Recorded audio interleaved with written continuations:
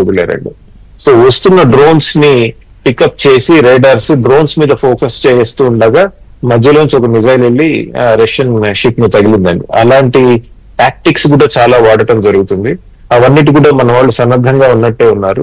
ఒక F-16 pilot cool చేశాము, అతను దొరికాడు అన్నట్టు చాలా మంది ఎస్టాబ్లిష్డ్ రిపోర్టర్స్ కూడా చెప్పడం జరుగుతుంది.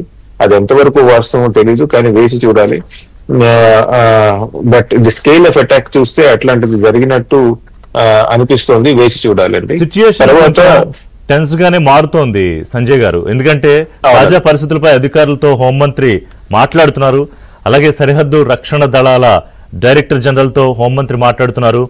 విమానాశ్రయ భద్రతకు సంబంధించి CISF డీజీతో కేంద్ర హోంమంత్రి మాట్లాడుతున్నారు. అలాగే ముఖ్యంగా దేశ రాజధాని ఢిల్లీలో పోలీసులు భారీ బందోబస్తు, అన్ని ప్రముఖ ప్రదేశాల్లో జనసంచారం నిషేధించారు. ఇండియా గేట్ సహా అన్ని ప్రదేశాలను మూసేస్తున్నారు. సంజయ్ గారు మనతో పాటు మా బ్యూరో చీఫ్ నవీన్ జాయిన్ అయ్యారు మనతో పాటు లైవ్ లో. నవీన్, ఏంటి సిచ్యుయేషన్ ఎస్కలేట్ అవుతోందా? వాళ్ళు చేసిన దానికి ప్రతిదాడిగా మనం సమాధానం చెప్పాం. అది ప్రస్తుతం పెషావర్ లో, పాకిస్తాన్ లోని పెషావర్ లో మన క్షిపణులు దాడి చేసిన తర్వాత పరిస్థితి చూస్తున్నాం. ఎగ్జాక్ట్ గా ఏం జరుగుతోంది నవీన్?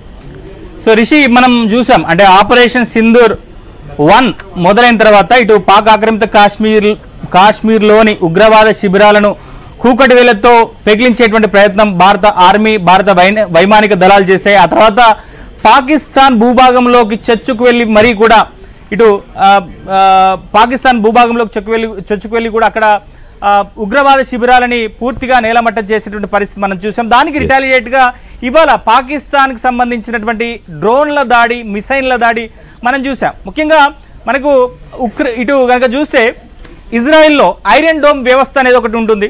సో అక్కడ ఇటు పాలస్తీనా నుంచి ఎదురయ్యేటువంటి ప్రమాదమే కావచ్చు, మిసైల్ని ఎట్లా తట్టుకొని ఏ విధంగా ఇజ్రాయెల్ కాపాడుకుందో, ఇవాళ మనకి ఇటు పాకిస్తాన్ నుంచి వచ్చినటువంటి డ్రోన్లే కావచ్చు, లేదా అక్కడి నుంచి వచ్చినటువంటి మిసైల్ని S-400 సో S-400 ఏ విధంగా ఎదుర్కొందో మనకు చూసాం. సో ఇప్పటివరకు మనం చూసాం ఇటు రెండు దేశాల మధ్య వైమానిక దాడులు మాత్రమే జరిగాయి.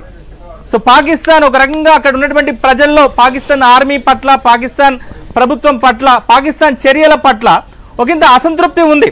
సో వాళ్ళని ఆ అసంతృప్తిని చల్లార్చేందుకోసం పాకిస్తాన్ చేసినటువంటి ప్రయత్నాలన్నిటి కూడా ఇవాళ మన భారత ఆర్మీ పూర్తిగా తిప్పికొట్టింది. సో ఇప్పుడు సడన్ గా సీన్ లోకి ఇప్పటి వరకు వైమానిక దళాలే ఎంటర్ అవుతాయి. ఇప్పుడు సడన్ గా నావిక దళాలు కూడా ఎంటర్ అయ్యాయి. మనం చూస్తే కరాచీ పాకిస్తాన్ కి అత్యంత పెద్ద వాణిజ్య నగరంగా చెప్తారు. సో అక్కడ పెద్ద పోర్ట్స్ ఉంటాయి. సో ఇప్పటి వరకు మనకు అందినటువంటి సమాచారం మేరకు కరాచీ పోర్ట్ పూర్తిగా ధ్వంసం అయినట్టుగా తెలుస్తోంది. పూర్తిగా 20కి పైగా వాణిజ్య నౌకలన్నీ కూడా పూర్తిగా ధ్వంసమయ్యాయి. INS విక్రాంత్ ప్రస్తుతం కరాచీ సమీపంలో అక్కడ పోర్టు మీద విరుచుకుపడుతున్నటువంటి పరిస్థితి కనిపిస్తుంది. సో పాకిస్తాన్ ఇప్పటి వరకు తొలుత మనకు డ్రోన్లను ప్రయోగించింది, 8 మిసైళ్లను ప్రయోగించింది. మన దగ్గర ఉన్నటువంటి S-400 పూర్తిగా వాటన్నింటినీ కూడా తిప్పికొట్టింది. ఆ తర్వాత పాకిస్తాన్కి సంబంధించినటువంటి F-16, F-17లను కూడా ప్రయోగించింది. వాటిని కూడా మన దగ్గర ఉన్నటువంటి radar system, air force radar system పూర్తిగా వాటిని కూడా ధ్వంసం చేసినటువంటి పరిస్థితి కనిపిస్తుంది. సో ప్రస్తుతానికి ఏకంగా ఇక ఇప్పటి వరకు పాకిస్తాన్ చేసినటువంటి ఈ ప్రయోగాలని కావచ్చు, ఇట్లాంటి దుష్టపన్నాగాలను తిప్పికొట్టినటువంటి భారత్ సో ఇక పూర్తిగా బదులు ఇవ్వాలనేటువంటి ఉద్దేశంతో ముందుకు కదులుతున్నటువంటి పరిస్థితి కనిపిస్తుంది. ఏకంగా ఇస్లామాబాద్ మీదనే భారత ఆర్మీ, భారత నావీ వ్యవస్థలన్నీ, భారత వైమానిక వ్యవస్థలన్నీ కూడా దృష్టి పెట్టినటువంటి పరిస్థితి కనిపిస్తుంది. ఏకంగా ఇస్లామాబాద్ లో అక్కడి ప్రధాని ఇంటి సమీపంలోనే 20 కిలోమీటర్ల సమీపంలోనే భారీ పేలుళ్లు జరిగాయి. ఇండియన్ మిసైల్లన్నీ కూడా పూర్తిగా ఇస్లామాబాద్ మీదకి టార్గెట్ చేసినటువంటి పరిస్థితి కనిపిస్తుంది. ఏకంగా భయపడినటువంటి పాకిస్తాన్ ప్రధానమంత్రి సురక్షిత ప్రదేశానికి వెళ్ళినటువంటి పరిస్థితి కనిపిస్తుంది. దీన్ని బట్టి మనకు తెలుసుకోవచ్చు. సో పాకిస్తాన్ ముఖ్యంగా